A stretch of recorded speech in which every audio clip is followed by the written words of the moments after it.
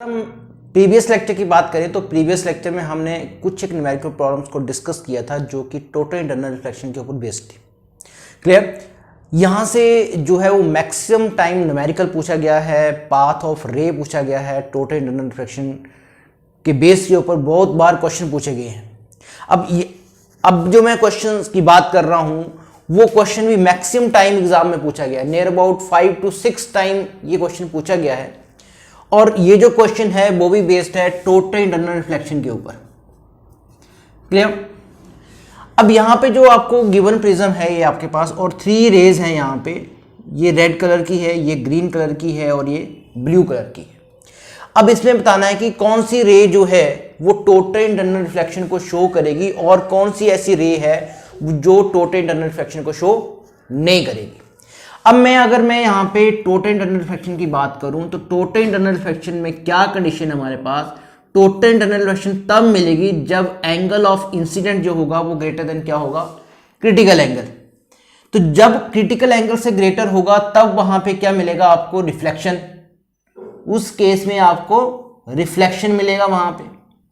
और अगर एंगल आपका लेस देन क्रिटिकल एंगल है तो उस केस में आपको क्या मिलना है, वहां पे रिफ्रैक्शन। मींस वहां पे लाइट जो है वो दूसरे मीडियम में मूव करेगी। अब इन तीनों में से आपको ये बताना है कि कौन सी रे जो है वो रिफ्लेक्शन शो करेगी और कौन सी रे जो है वो रिफ्रैक्शन शो करेगी, ग्रीन कलर की, रेड कलर की या फिर ब्लू कलर की। अब फर्स्ट ये है कि डिसाइड करने वाला कौन है, वो है क्रिटिकल एंगल। अब क्रिटिकल एंगल की बात करें, एंगल ऑफ इंसिडेंट डिसाइड करेगा कि रिफ्लेक्शन कौन करेगा, रिफ्रैक्शन कौन करेगा। तो यहां पे अगर मैं एंगल ऑफ इंसिडेंट निकालूं, फर्स्ट अगर मैं ए बी की फेस की अगर बात करूं उससे पहले, तो ए बी फेस पे ये नॉर्मल इंसिडेंट है, नॉर्मल इंसिडेंट है तो रे एज इट मूव कर जाएगी। ये तीनों रेज जो है वो क्या करेंगी, एज इट मूव करेंगी। क्लियर।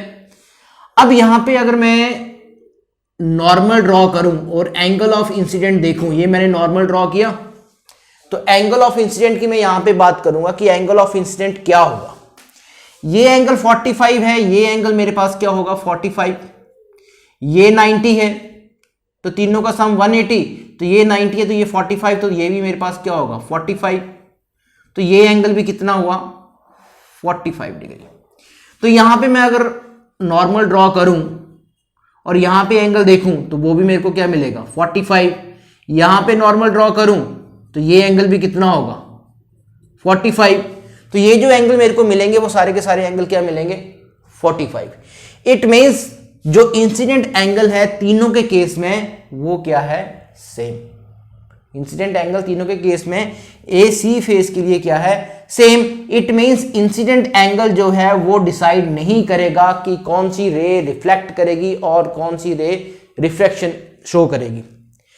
अब हमारे पास जो दूसरा फैक्टर है जो डिसाइड करेगा, तो क्रिटिकल एंगल्स का रिलेशन है रिफ्रैक्टिव इंडेक्स के साथ, और वो रिलेशन क्या है, वो इनवर्स रिलेशन है, या फिर mu is equal to 1 sine critical angle. It means जो इंसिडेंट एंगल है वो तीनों में सेम है, तो डिसाइड करने वाला कौन, रिफ्रैक्टिव इंडेक्स। तो रिफ्रैक्टिव इंडेक्स जो है वो डिसाइड करेगा यहां पे कि कब रिफ्रैक्शन शो होगी और कब रिफ्लेक्शन शो होगी। क्लियर। तो ये जो मेरे पास कंडीशन है क्रिटिकल एंगल की, जो इंसिडेंट एंगल की कंडीशन है, उस कंडीशन को मुझे किस में चेंज करना पड़ेगा, उस कंडीशन को रिफ्रैक्टिव इंडेक्स में चेंज करना पड़ेगा। तो मेरा फर्स्ट टास्क यहां पे क्या बन जाता है कि जो टोटल इंटरनल रिफ्लेक्शन की जो कंडीशन है उस कंडीशन को मैं किस में चेंज करूं, उस कंडीशन को रिफ्रैक्टिव इंडेक्स में चेंज करूं। फिर मैं उसको कंपेयर करूंगा कि कौन सी रिफ्लेक्शन शो करेगी और कौन सी रिफ्रैक्शन शो करेगी।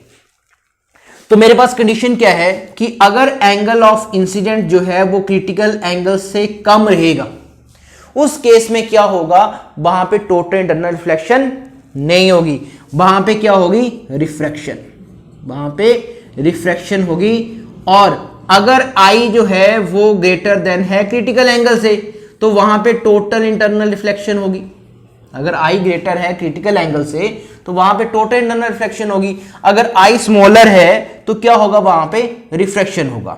अब मेरे को आई तो डिसाइड करेगा नहीं क्योंकि आई तो तीनों में सेम है, तो यहां पे मेरे को म्यू में कन्वर्ट करना पड़ेगा। तो म्यू में जाने के लिए पहले साइन आई बना लो, साइन फंक्शन ले आओ। अब तीनों में आई क्या है, सेम, तीनों में आई सेम है, तो इसको तो अभी मैं रहने देता हूं। तो साइन आई सी जो है वो 1/, रिफ्रैक्टिव इंडेक्स, क्योंकि रिफ्रैक्टिव इंडेक्स जो होगा वो रेसिप्रोकल होता है, that is 1/, sine of critical angle. अब साइन आई तो सब में सेम है, साइन आई सब में सेम है, तो that is 45 degree, less than 1 upon refractive index. और ये 45 कितना होगा, 1/√2 लेस देन 1/ रिफ्रैक्टिव इंडेक्स।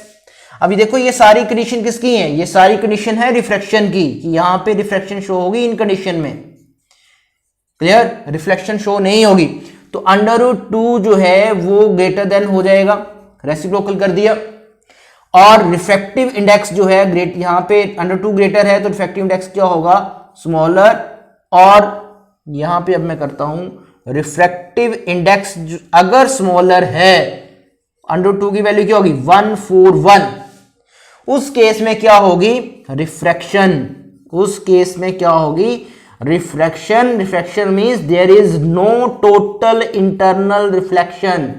अगर रिफ्रैक्टिव इंडेक्स लेस देन 1.414 है तो टोटल इंटरनल रिफ्लेक्शन वहां पे नहीं होगी, वहां पे वो रे क्या शो करेगी, वो रिफ्रैक्शन शो करेगी, क्लियर। अगर सेकंड बात करें तो ये वाली कंडीशन को अगर मैं सॉल्व करूं तो मेरे पास क्या आएगा, रिफ्रैक्टिव इंडेक्स ग्रेटर देन 1.414, इस केस में टोटल इंटरनल रिफ्लेक्शन वहां पे होगी। तो जिन रेज का रिफ्रैक्टिव इंडेक्स 1.41 से ग्रेटर है वो टोटल इंटरनल रिफ्लेक्शन शो करेगी, या फिर जिनका रिफ्रैक्टिव इंडेक्स लेस देन 1.414 है वो रिफ्रैक्शन शो करेगी। अब देख लो यहां पे, अब देखो यहां पे 147 जो है वो क्या है, वो ग्रेटर है किससे, 141 से। तो इट मींस ये जो रे है ब्लू लाइट, ब्लू कलर की जो है वो क्या शो करेगी, टोटल इंटरनल रिफ्लेक्शन। क्यों, क्योंकि ब्लू के लिए जो रिफ्रैक्टिव इंडेक्स है वो ग्रेटर है किससे, 1.414 से। तभी हमने कहा कि ये जो है वो क्या शो करेगी, टोटल इंटरनल रिफ्लेक्शन। सेकंड, अब देखो 1.44 वो भी ग्रेटर है, तो 1.44 वो भी ग्रेटर है 141 से। इट मींस ये भी क्या शो करेगी, टोटल इंटरनल रिफ्लेक्शन। तो ये दोनों रेज जो हैं वो टोटल इंटरनल रिफ्लेक्शन शो करेंगी, ये दोनों रेज जो हैं वो क्या शो करेंगी, टोटल इंटरनल रिफ्लेक्शन। तो ये जो है वो इस तरह से रिफ्लेक्ट होगी टोटल इंटरनल रिफ्लेक्शन, और यहां पे नॉर्मली इंसिडेंट करेगी और यहां से क्या कर जाएगी, वो क्रॉस कर जाएगी BC को, तो BC को इमर्ज करेंगी ये। तो सेकंड जो ग्रीन रे है वो भी किसको इमर्ज करेगी, वो भी VC को इमर्ज करेगी। अब रेड पे आ जाओ, अब रेड का रिफ्रैक्टिव इंडेक्स जो है वो क्या है, वो स्मॉलर है। रेड का रिफ्रैक्टिव इंडेक्स जो है वो स्मॉलर है 1.41 से, तो वो क्या शो करेगी, वो रिफ्रैक्शन शो करेगी। तो वो रिफ्रैक्शन यहां पे शो करेगी, वो दूसरे मीडियम में मूव करेगी, डेंसर से रेयर में मूव कर रही है तो वो अवे फ्रॉम नॉर्मल, क्लियर। तो रेड राइट जो है वो इमर्ज होगी किससे, AC से, और बाकी जो रेज है जो ब्लू और ग्रीन है वो इमर्ज नहीं होंगी, वो BC से इमर्ज होंगी, और रेड जो है वो कहां से होगी, AC से। तो ये कंसेप्ट के ऊपर मैक्सिमम टाइम क्वेश्चन पूछा गया है, मैक्सिमम टाइम ये कंसेप्ट क्वेश्चन पूछा गया है। और मैंने ये न्यूमेरिकल्स अगर आप करोगे तो आप इसके बेस पे जो दूसरे न्यूमेरिकल्स हैं उनको बहुत इजीली जो है वो क्या कर सकते हैं, सॉल्व कर सकते हैं, क्लियर। अब एक और न्यूमेरिकल हम यहां पे डिस्कस करेंगे, वो न्यूमेरिकल भी मैक्सिमम टाइम एग्जाम में पूछा गया है, और उसके बेस के ऊपर आप जो है वो अदर प्रॉब्लम्स को भी वहां पे डिस्कस कर सकते हैं। This is your next numerical, और ये न्यूमेरिकल भी बहुत ही इंपॉर्टेंट है, और इसके बेस के ऊपर नियर अबाउट 5 to 6 न्यूमेरिकल्स जो है आप सॉल्व कर सकते हैं सेम टाइप के। अब यहां पे क्या है, find the expression for the diameter of an opaque disc. अब हमारे पास ये जो है वो डेंसर मीडियम है, और डेंसर मीडियम में हमने क्या लिया हुआ है, वाटर, और वाटर के बॉटम में एक वल्व जो है हमारे पास, और वो वल्व ग्लो कर रहा है। जब ग्लो कर रहा है वो, इट मींस वो लाइट जो है वो आउटवर्ड आएगी।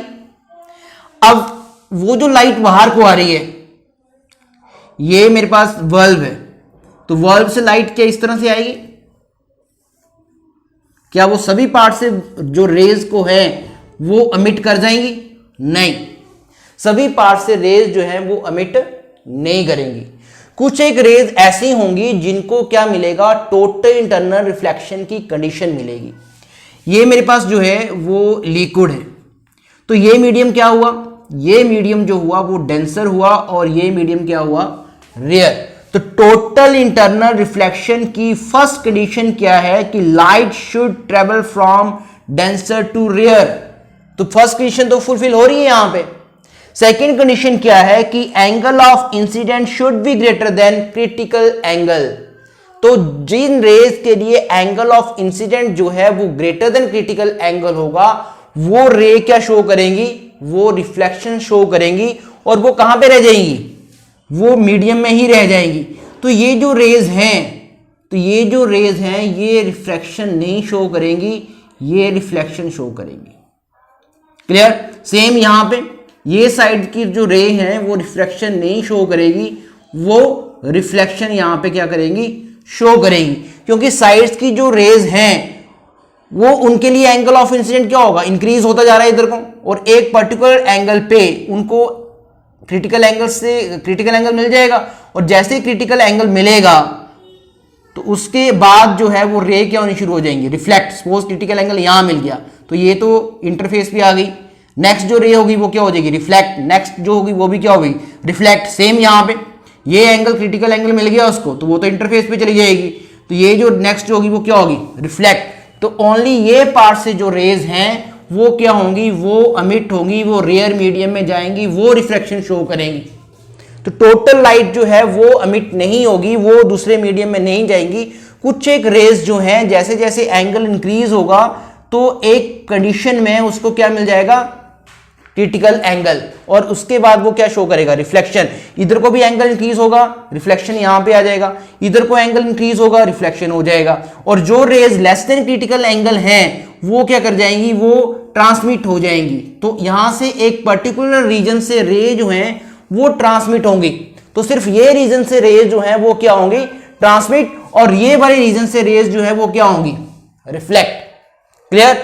तो जब ये वाले रीजन से रेज जो है वो ट्रांसमिट होंगी, तो वो जो वाटर की लेयर है उसके ऊपर एक सर्कल की शेप वहां पे बनेगी, एक लाइट जो है वो सर्कल शेप में रहेगी, सर्कुलर सरफेस रहेगी, और उस सर्कुलर सरफेस का जो रेडियस है वो आपको यहां पे कैलकुलेट करने के लिए कह रहा है। क्लियर? जो रेज यहां से जाएगी वो रिफ्लेक्शन शो करेगी, जो यहां से करेगी वो रिफ्लेक्शन शो करेगी। मींस यहां से स्टार्ट हो जाएगा, यहां पे सपोज ये उसको क्रिटिकल एंगल मिला, ये क्रिटिकल एंगल उसको मिला, तो इसके बाद ग्रेटर देन क्रिटिकल एंगल मिलेगा तो वो रिफ्लेक्शन शो करेगी। इधर क्रिटिकल एंगल यहां पे मिलेगा। क्लियर? तो फर्स्ट तो आपके पास ये क्वेश्चन बन जाता है कि ये जहां पे जो कॉन की फॉर्मेशन हो रही है उस कॉन में जो टोटल एंगल रहेगा वो कितना रहेगा? तो यहां पे एंगल क्रिटिकल एंगल है तो ये एंगल आईसी होगा, ये क्रिटिकल एंगल है तो ये एंगल भी क्या होगा? आईसी। तो टोटल एंगल जो बनेगा यहां पे 2IC बनेगा। क्लियर? तो ये मेरे पास क्या बनेगा? टोटल कोण का जो एंगल रहेगा। लेकिन ये तो एक आपका एक क्वेश्चन हो गया। क्लियर? नॉर्मली ये पूछ लेता है कई बार, जो एंगल सबटेंड करेगा वो कितना सबटेंड करेगा। थीटा मान रहे हैं तो 2 थीटा यहां पे एंगल आ जाएगा। लेकिन यहां पे वो जो हमसे पूछ रहा है वो एक्सप्रेशन पूछ रहा है यहां पे किसका? रेडियस का, कि रेडियस यहां पे क्या होगा? Find the expression for the diameter. Diameter निकालो या फिर रेडियस निकालो, रेडियस का डबल कर दो, डायमीटर आपके पास आ जाएगा। तो फर्स्ट यहां पे देखो हमारे पास यहां पे जो है वो टोटल इंटरनल रिफ्लेक्शन की कंडीशन स्टार्ट हो रही है इसके बाद। तो ये क्रिटिकल एंगल है, तो क्रिटिकल एंगल का रिफ्रैक्टिव इंडेक्स के साथ रिलेशन है, और वो मेरे पास क्या है? Sine of critical angle is equal to 1/, refractive index. Clear? बहुत बार कर चुके हैं ये। अब यहां पे सिंपल है, आपने यहां पे tan IC डिटरमाइन करना है। tan IC डिटरमाइन करोगे तो आपको रिजल्ट मिल जाएगा, सिर्फ इतना सही है कि tan IC यहां पे डिटरमाइन करना है। तो tan IC यहां पे डिटरमाइन करो, आपका एक्सप्रेशन सॉल्व हो गया। tan किसके इक्वल होगा? Perpendicular over base. अब देखो परपेंडिकुलर कौन बनेगा, ये 90 का एंगल बनेगा, ये आर को मैं यहां पे लिख देता हूं, ये 90 बनेगा, 90 के सामने वाला हाइपोटेन्यूज और एंगल और ये टर्म, ये मेरे पास क्या बनेगा बेस, और ये आर क्या बनेगा परपेंडिकुलर, आर मेरे पास परपेंडिकुलर बनेगा और एच जो है वो बेस बनेगा, ये एच है यहां पे, आर जो है वो क्या बनेगा बेस, सॉरी हाँ परपेंडिकुलर, और एच जो बनेगा बेस बनेगा, तो आर परपेंडिकुलर बनेगा, एच बेस बनेगा। आर निकालना है आपको, आर तो आ गया आपके पास, लेकिन पहले यहां पे थोड़ा सा चेंज करो, क्लियर। तो tan IC को मैं क्या लिख सकता हूं, sin IC upon cos IC, clear, is equal to R upon H। अभी मत निकालो क्योंकि हमें sin IC की वैल्यू पता है, तो cos को चेंज करो IC में, तो cos को IC में चेंज कर सकते हैं, कैसे आएगा under root 1 minus sine IC का square is equal to R upon H। अब वैल्यूज पुट कर दो, साइन IC की वैल्यू क्या है 1y refractive index upon under root 1 minus 1y refractive index का स्क्वायर, तो 1 का स्क्वायर तो 1 ही रहेगा, रिफ्रैक्टिव इंडेक्स का square is equal to R upon H। और इसको सॉल्व करो, तो ये 1y refractive index into 1 upon under root वाली टर्म को सॉल्व करो, एलसीएम कितना आएगा रिफ्रैक्टिव इंडेक्स का square, refractive index square minus 1 is equal to R upon H, ये अंडर रूट से बाहर आएगा,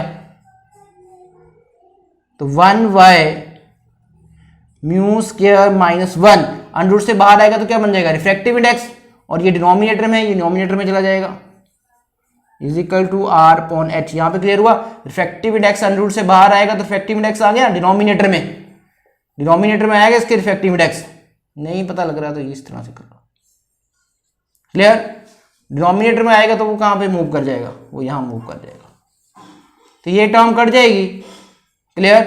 तो R मेरे पास कितना आएगा, ये मेरे पास 1 अपॉन रिफ्रैक्टिव इंडेक्स का square minus 1 is equal to R upon H, और यहां से आप R निकाल सकते हैं यहां पे, क्लियर।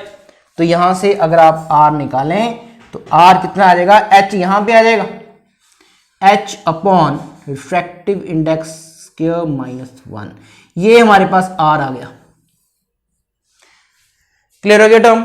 अब देखो R आ गया तो R से आप क्या निकाल सकते हैं, R से आप डायमीटर निकाल सकते हैं, R से डायमीटर निकाल सकते हैं, तो डायमीटर जो मेरे पास आएगा वो कितना आएगा, डायमीटर जो यहां पे आएगा वो 2R आएगा, तो डायमीटर 2 से मल्टीप्लाई करें तो 2H अपॉन, सीधा लिख देते हैं 2H upon under root mu square minus 1, तो ये फॉर्मूला लर्न करें और इसके बेस के ऊपर सारे न्यूमेरिकल्स जो आपके सॉल्व हो जाएंगे।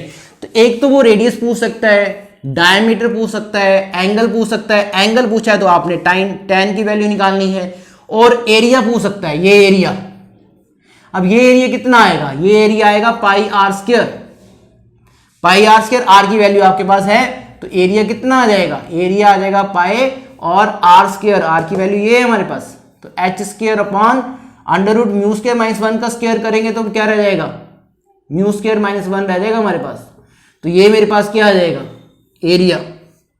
अब देखो यहां से एरिया वो पूछता है तब डिटरमाइन कर सकते हैं, न्यूमेरिकल वैल्यू गिवन होगी, आपको जस्ट पुट करनी है यहां पे।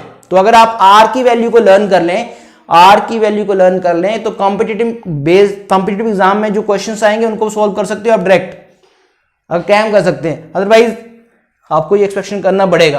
तो डायरेक्ट क्वेश्चन पूछ सकता है, आर में न्यूमेरिकल्स एच गिवन होगा, रिफ्रैक्टिव इंडेक्स गिवन होगा, बताओ आर निकालो, ये पूछ सकता है। देन डायमीटर वो पूछ सकता है, डायमीटर कितना होगा, एरिया वो पूछ सकता है, क्लियर। तो ये अगर न्यूमेरिकल्स आप सोल्व करोगे तो बहुत सारे न्यूमेरिकल्स जो है इससे रिलेटेड जो भी टर्म्स हैं आपको उसको क्या कर सकते हो, आप सॉल्व कर सकते हैं, क्लियर।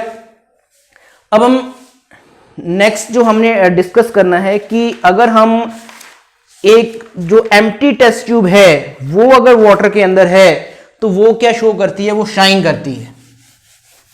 ये क्वेश्चन भी एग्जाम में पूछा हुआ है, तो वो भी किसके ऊपर बेस्ड है, टोटल इंटरनल रिफ्लेक्शन के ऊपर।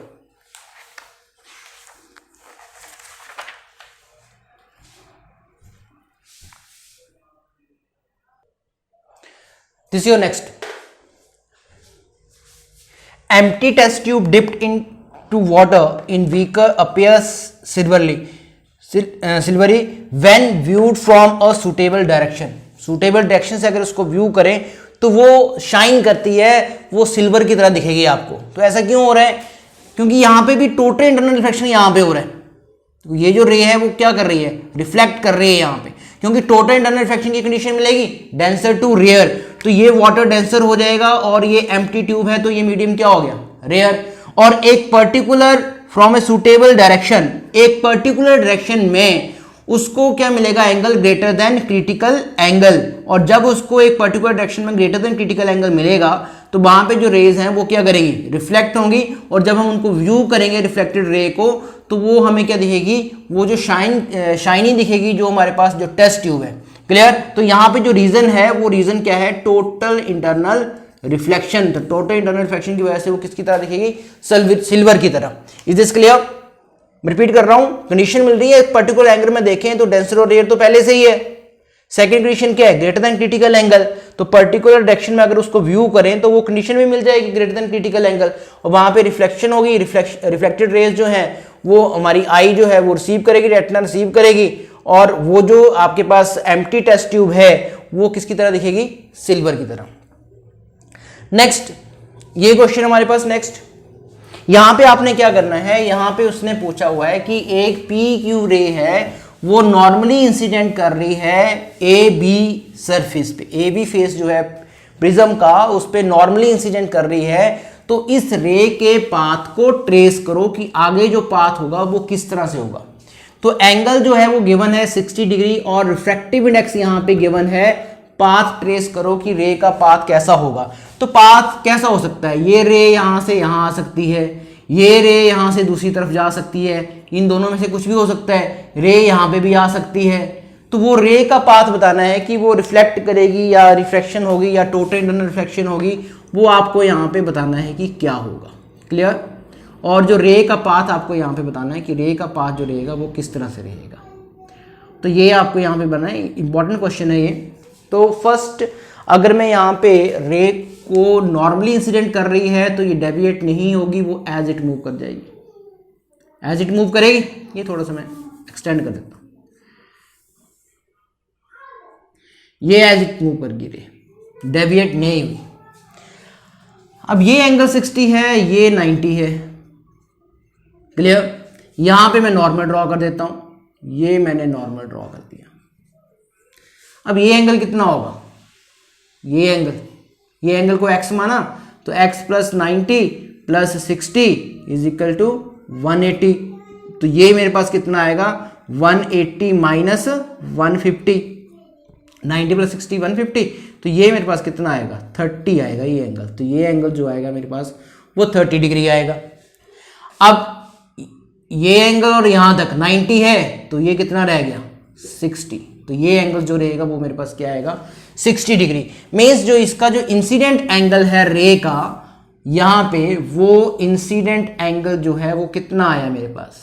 इंसिडेंट एंगल जो है वो आ गया 60 डिग्री। 60 डिग्री पे वो इंसिडेंट करेगी फेस CAC पे। अब रिफ्रैक्टिव इंडेक्स गिवन है, रिफ्रैक्टिव इंडेक्स डिसाइड करेगा कि वहां पे क्या होगा। अब देखो इंसिडेंट एंगल और रिफ्रैक्टिव इंडेक्स का रिलेशन क्या है? मेरे पास जो रिलेशन है that is sin IC is equal to 1y refractive index, और sin IC is equal to refractive index की वैल्यू कितनी है? 2y अंडर रूट 3, और sin IC जो मेरे पास आएगा that is under root 3y2, और अंडर रूट 3y2 किसकी वैल्यू होती है? sin 60 की वैल्यू होती है। इट मीन्स क्रिटिकल एंगल कितना है? 60। यहां पे जो क्रिटिकल एंगल है वो कितना है? 60, और इंसिडेंट एंगल भी कितना है? 60। अब देखो टोटल इंटरनल रिफ्लेक्शन में तो जब क्रिटिकल एंगल के इक्वल हो तो कहां पे जाती है? इंटरफेस पे।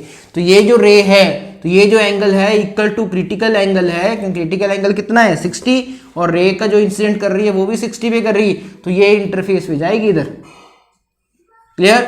तो ये जो है ए बी के अलॉन्ग जो रे जो है वो क्या करेगी? उसका पाथ रहेगा। ये बहुत ही इंपॉर्टेंट टर्म है।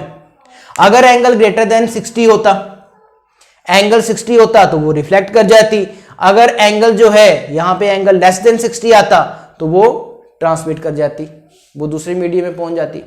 क्लियर? तो डियर स्टूडेंट्स, यहाँ पे मैंने मैक्सिमम टाइप्स की जो भी प्रॉब्लम्स है उसको प्रीवियस लेक्चर में और यहाँ पे मैंने सॉल्व किया है। अब नेक्स्ट जो है application of total internal reflection हम स्टडी करेंगे, कंसेप्चुअल क्वेश्चन वहाँ से पूछा जाता है। क्लियर? और डियर स्टूडेंट्स, अगर आपको लेक्चर अच्छा लगा तो please subscribe my channel Mankotia physics classes and share my lecture. Thank you.